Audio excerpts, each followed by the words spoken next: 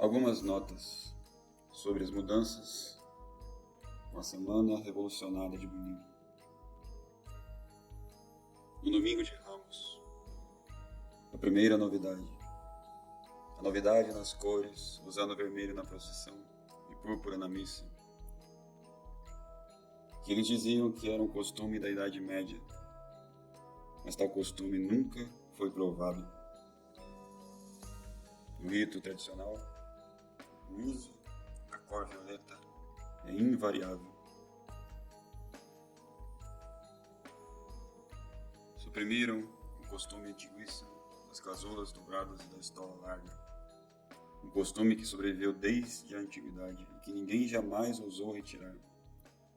Simbolizava a tristeza da igreja durante a Semana Santa. Outra novidade é de fazer a bênção dos ramos voltado para os fiéis e de costas para Deus, introduzindo assim a ideia de ações litúrgicas voltadas para o povo, mudando arbitrariamente, a bel prazer, um rito venerável e antiguíssimo. Suprimiram também o prefácio que declarava a autoridade de Cristo sobre os reinos e poderes deste mundo. E o motivo dado é que tal declaração era supérflua e que tal perda seria de, entre aspas, pouca importância. Fecha aspas. Eis o canto suprimido pelos modernistas. Porque vossas criaturas vos servem. Porque só em vós reconhecem a origem e o seu Deus. E todas as vossas obras juntas vos louvam. E os vossos santos bendizem, porque confessam com voz livre o grande nome do vosso unigênito perante os reis e os poderes deste mundo. Assim, este elegante canto revelava-nos o fundamento teológico da obrigação dos governos temporais de estar em serviço de Cristo Rei. E tudo isso foi supérfluo e de pouca importância. Suprimiram também os trechos catequéticos sobre os sacramentais e os seus poderes contra o diabo. E os motivos alegados eram medo dos fiéis caírem em superstição. E porque era algo que demonstrava orgulho erudito dos liturgistas da Idade Média. Eliminaram também o antiguíssimo costume da cruz que bate nas portas fechadas da igreja, um rito que simbolizava a resistência inicial do povo judeu e o triunfo da cruz de Cristo, que abre as portas do céu e faz a causa de nossa ressurreição. O diálogo cantado entre o interior e o exterior da igreja, nas portas fechadas, substituída por uma oração improvisada de frente para o povo, que mais tarde foi declarada pelos mesmos modernistas, de fato, uma oração fora de lugar. E tudo isso fruto da vontade de inovar. E antigamente a procissão terminava, como de costume, e logo em seguida começava-se a missa, com as orações ao pé do altar. Mas o decreto elimina a distinção entre a paixão e o evangelho, e também elimina a última frase da paixão. A paixão de Cristo sempre foi marcada por um estilo narrativo.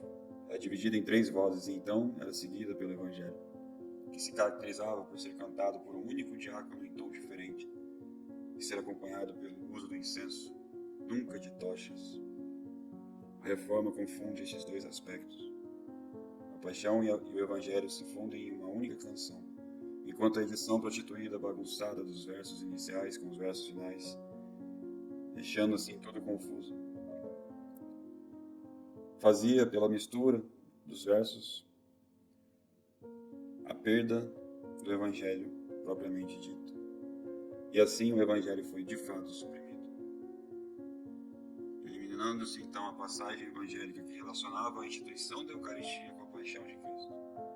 A narrativa da última ceia foi excluída, e o motivo dado era economia de tempo.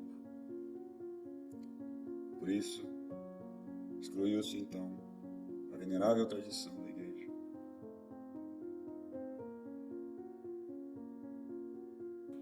Na segunda-feira santa, proíbem a oração contra os perseguidores da Igreja, bem como a oração pelo Papa, porque eles queriam remover todas as referências ao fato de que a Igreja tem inimigos. Os reformadores quiseram esconder com eufemismos ou com a supressão de passagens inteiras a realidade da perseguição da Igreja por parte dos inimigos, tanto terrestres como os infernais, que lutam contra a Igreja com violência, bem como remover insinuações sobre heresias. Neste mesmo contexto, é decretada a supressão da oração pelo Papa, e assim começa a prática de reduzir a presença do nome Romano Pontífice na liturgia. E na Terça-feira Santa, a exclusão da passagem de São Marcos, no capítulo 14, dos versículos 1 ao 31, que abrevia a paixão de São Marcos. E esta é a segunda supressão perturbadora da passagem do Evangelho sobre a instituição da Santa Eucaristia, que relacionava com o sacrifício da paixão. A supressão de cerca de 30 versículos não parece ter sido apenas por questões de tempo, tendo em conta mais uma vez a importância desses versículos. Algumas frases desses versículos eram essas: os sumos sacerdotes e os escribas buscavam o meio de prender Jesus, a traição para matá-lo. Outra frase: em verdade eu vos digo, onde quer que for pregado em todo o mundo o Evangelho, será contado para sua memória o que ela fez. Ai daquele homem por quem foi entregue o Filho do Homem, melhor lhe fora nunca ter nascido. E isto é o meu sangue, o sangue da aliança, que será derramado por muitos. Então, diante dessas breves notas sobre a mudança da Semana Reformada, nós devemos nos questionar até quando essas mudanças vão ser negligenciadas pelo povo católico.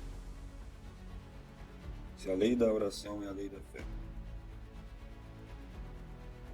e se ficamos abismados com o movimento modernista na liturgia da semana da Missa Nova, como vamos menosprezar o movimento litúrgico na semana mais sagrada da liturgia católica? Um decreto que diz que a Igreja errou durante séculos. Só isso já deveria alertar qualquer ouvido católico. Pois quando ouvimos a Igreja errou, devemos nos alertar de onde vem essa voz. Se é a doce doutrina imaculada de Cristo deixada aos seus pastores, ou a voz de lobos com segundas intenções. Salve Maria, bom dia a todo o povo católico.